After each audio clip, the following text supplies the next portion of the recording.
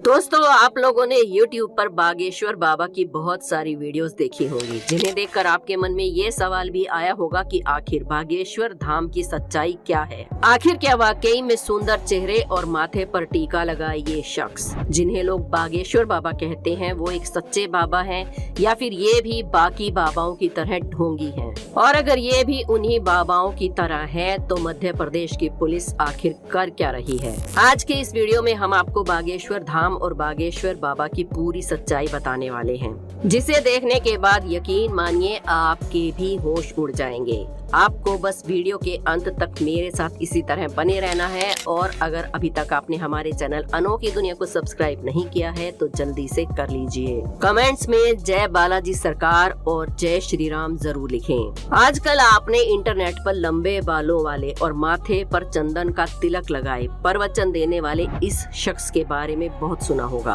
आए दिन इनके वीडियोस भी देखते रहते होंगे, पर क्या आपको मालूम है कि ये कोई साधारण शख्स नहीं है, बल्कि इनके ऊपर स्वयं बालाजी यानी कि हनुमान जी की कृपा है। और इनके पास कुछ ऐसी शक्तियाँ भी हैं कि ये लोगों के मन की बात बिना बोले ही जान लेते हैं और उनकी समस्याओं को पहले से ही कागज पर लिख देते हैं। और आजकल तो ये भूत प्रेत भगाने के भी एक्सपर्ट हो गए हैं। आजकल सोशल मीडिया पर फेमस होना कोई बड़ी बात नहीं है। कुछ लोग आंख मारकर फेमस हो जाते हैं तो कुछ लोग रेलवे स्टेशन के बाहर बैठकर गाना गाकर फेमस हो जाते हैं। और शायद उनका नाम लेना जरूरी नहीं है, आप समझ ही गए होंगे हम किसकी बात कर रहे हैं। और कुछ लोग तो रातों रात यूं ही बिना ही कुछ किए फेमस हो जाते हैं। लेकिन जब बात बागेश्वर महाराज की आती है तो इनके लिए तो इनकी जिंदगी बाकी सब से बहुत ही अलग है, क्योंकि ये फेमस होने के लिए चमत्कार नहीं करते, बल्कि इनके चमत्कारों के कारण ये फेमस होते चले जा रहे हैं। श्री बालाजी बागेश्वर धाम की देश में ही नहीं बल्कि विदेशों में भी बहुत चर्चाएं सुनने को मिलती हैं, लेकिन बहुत से लोग बागेश्वर धाम में होने वाले चमत्कारों की सच्चाई नहीं जानते।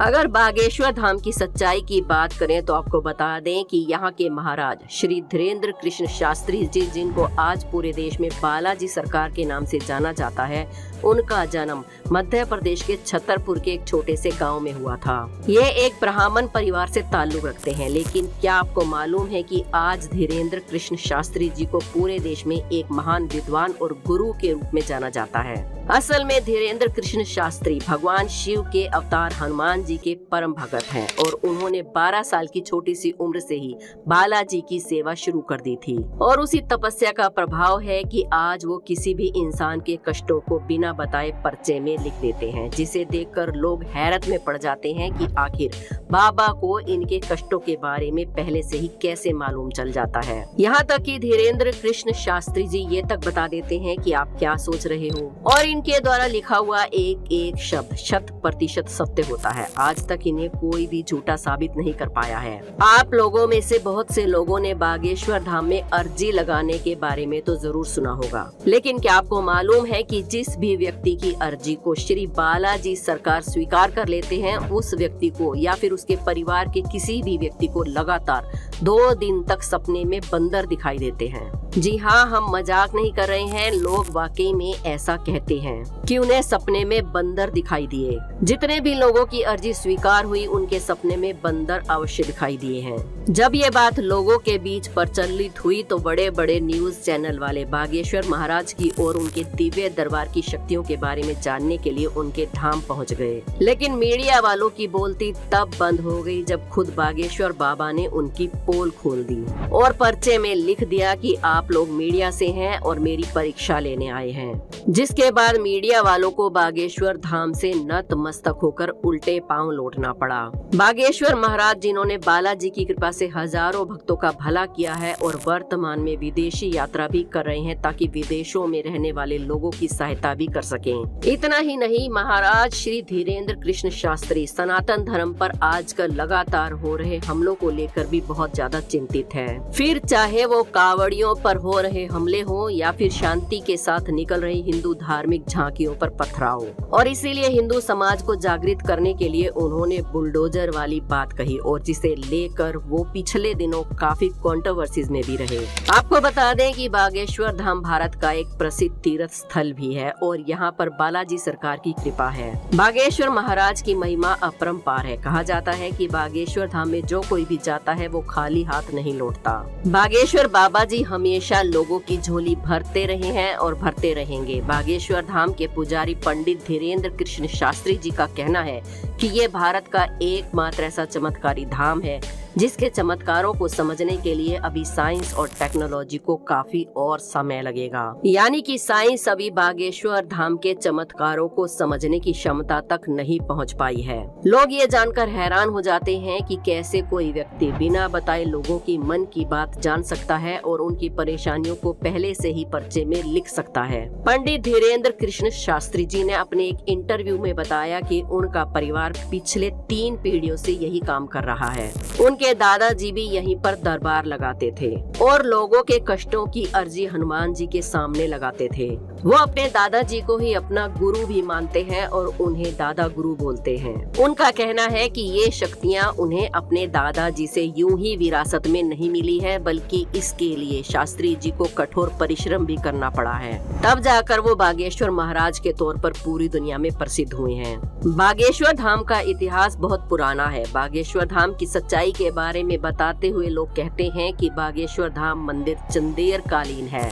सन 1986 में गांव वालों ने इस मंदिर का पुनः निर्माण करवाया और यहाँ पर राम कथा होने लगी। इसी तरह बागेश्वर धाम चर्चाओं में आने लगा और फिर यहाँ विशाल भंडारों का आयोजन होने लगा, जिसके बाद बागेश्वर धाम की लोकप्रियता बढ़ती चली गई और फिर बाबा यहाँ झाड़ फूक का काम भी करने लगे। आज बागेश्वर धाम को संभालने वाले श्री धीरेन्द्र कृष्ण शास्त्री का जन्म 4 जुलाई 1996 को मध्य प्रदेश के छतरपुर में हुआ था। जब वो छोटे थे तो उनका बचपन साधारण बच्चों की तरह बीता। उन्होंने अपनी 8वीं तक की पढ़ाई गांव में ही की और फिर आगे की शिक्षा के लिए वो गांव से शहर चले गए। लेकिन हनुमान जी के प्रति उनका प्यार इतना ज्यादा था कि वो हनुमान जी की भक्ति में बचपन से ही लीन हो गए, जिसके बाद उन्हें कुछ भी दिखाई और सुनाई नहीं देता था। रामायण और महाभारत जैसे काव्यों का अध्ययन उन्होंने बचपन में ही कर लिया था।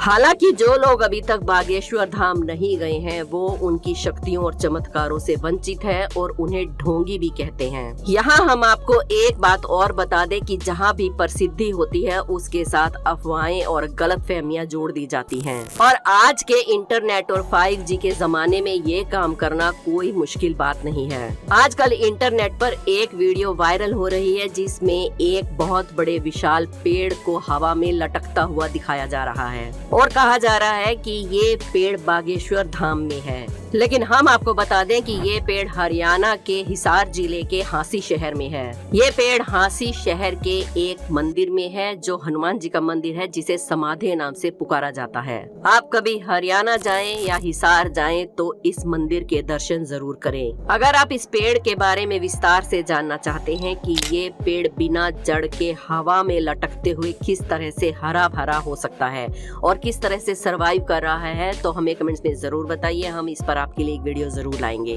बाकी आपका बागेश्वर महाराज के बारे में क्या कहना है? क्या आपको भी लगता है कि उनके पास कुछ चमत्कारी शक्तियां हैं या बालाजी की उन पर कृपा है? तो हमें कमेंट्स में जरूर बताइए। हमारे चैनल अनोखी दुनिया को सब्सक्राइब करके बेल आइकन को प्रेस करना ना भूलें। कमेंट्स में जय श्री राम